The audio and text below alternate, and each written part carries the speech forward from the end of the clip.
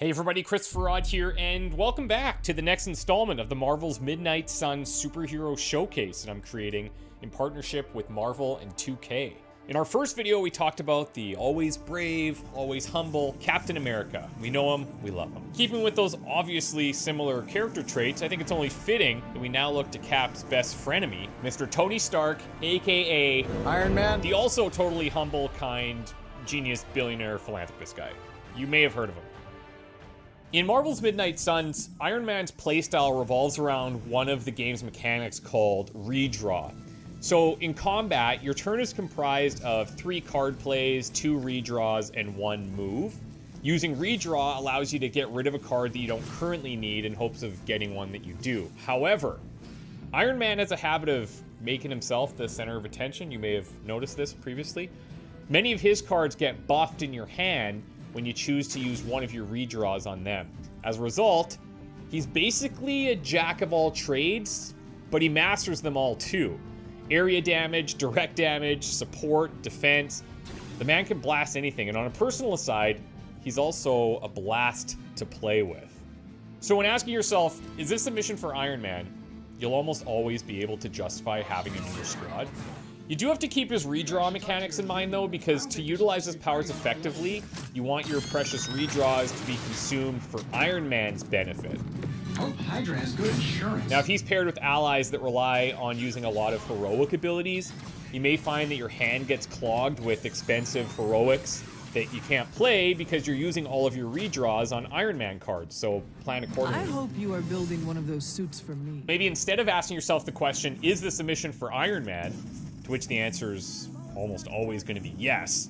You should be asking yourself, who can I bring to support our handsome, rich, iconic Robo-Man instead? One of Iron Man's skill cards that I would consider core to his deck is the aptly titled Leave It to Me.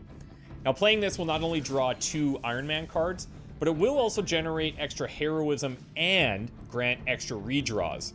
On upgrade, this card increases in power pretty dramatically by adding 2 fast, and then one of the potential late game mods that you could run into would be the ability to add resist. Soon enough, your hand's gonna be full of Iron Man cards, just the way that Tony would like it, but to be fair, you're gonna like it too. So now you've got yourself a handful of Iron Man cards, and you want to be able to generate even more redraws so you can buff them up. Well, if you spend your time developing your friendship with Tony, which isn't always easy, the payoff will definitely help.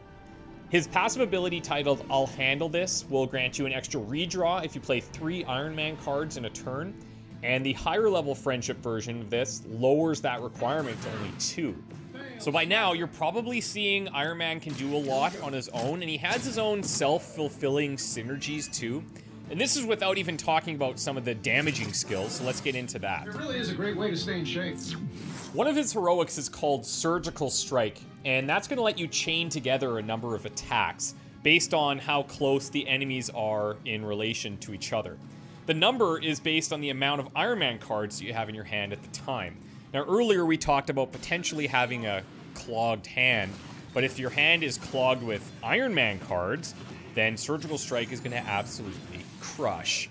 Not all clogs are alike, my friend. It's not uncommon to be able to chain 5+ attacks if you play your cards right, and when you invest in upgrading Surgical Strike, you can reduce the heroism cost, and one of the potential late game upgrades could add a chance to apply Vulnerable.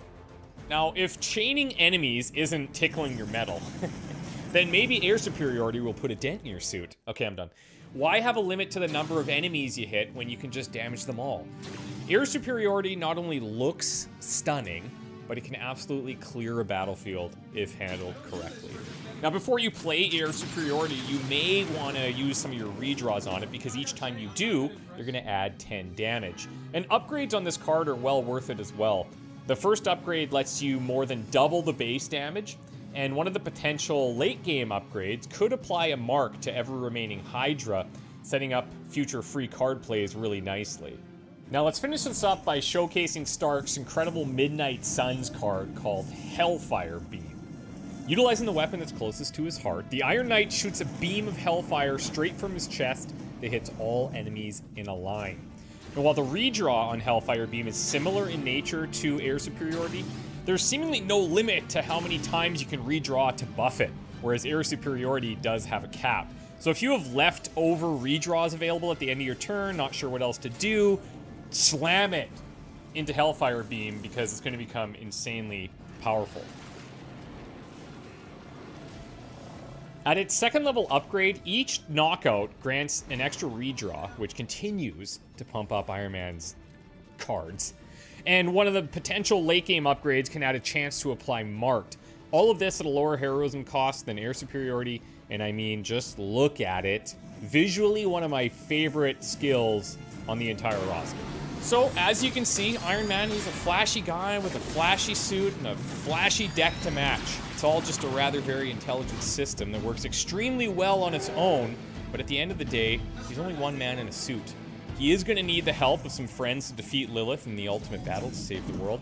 One of those closest friends will be coming up in a showcase soon, so if you're not already subscribed to the channel, now would be a good time to do so. We'll have all these videos in a playlist, so come back anytime and catch up on any videos you may have missed or rewatch them or anything you like. We're fine, we're cool, everyone is easy. Remember to check out the links down below for all things Marvel's Midnight Suns, and thank you so much to Marvel's Midnight Suns for working with me on this series. We will see you in the next one.